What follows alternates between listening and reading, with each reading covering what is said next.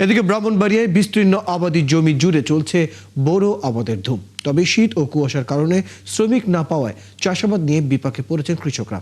কৃষি উপকরণের দাম বাড়ায় বিঘা প্রতি এবার বাড়তি খরচও গুনতে হবে বলে জানান তারা। জালাল উদ্দিন রুমির তথ্য ও ছবিতে প্রতিবেদন। ব্রাহ্মণবাড়িয়ার বিভিন্ন এলাকার কৃষকরা এখন ব্যস্ত বোরো আবাদে। শীত কুয়াশা উপেক্ষা করেই কাজ করছেন তারা। এবার ব্রি ধান ১০০, ১০১, ১০২, ১০৪ ও ১০৭ এবং হাইব্রিড জাতের হীরা ২, হীরা ১২ সহ উচ্চ ফলনশীল জাতের বোরোর ব্যাপক আবাদ চলছে। কিন্তু তীব্র শীতে ব্যাহত হচ্ছে কাজ। কৃষি শ্রমিক না পাওয়ায় বিপাকে কৃষক। এছাড়া কৃষি উপকরণের দাম বাড়ায় বিঘা প্রতি এবার বাড়তি খরচ গুনতে হবে বলেও জানান তারা।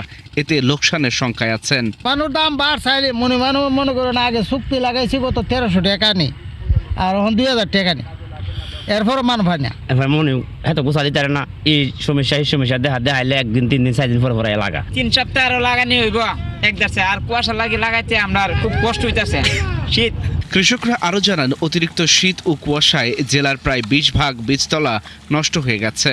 এদিকে বোরোর আবাদ সফল করতে জেলায় ৬,৮০০ কৃষকের সার বীজ ও ২,৬০০ কৃষককে প্রণোদনার আওতায় বীজ দেওয়ার কথা জানিয়েছে কৃষি বিভাগ। আমাদের এই শীতে বোরো বীজতলার কিছু চারা হলদে ভাব দেখা যাচ্ছে এবং যেগুলোকে নিয়মিতভাবে আমাদের উপসর্গের কৃষকদের মাধ্যমে আমরা নিজেরাও যখন ভিজিট করছি। চলতি মৌসুমে জেলায় ১,১১,৫৬৭ হেক্টর জমিতে বোরো আবাদের লক্ষ্যমাত্রা ধরা হয়েছে, আর বোরো উৎপাদনের লক্ষ্যমাত্রা ৪,৭৯,৬০৯ মেট্রিক টন। আল ইমরান, ৭১।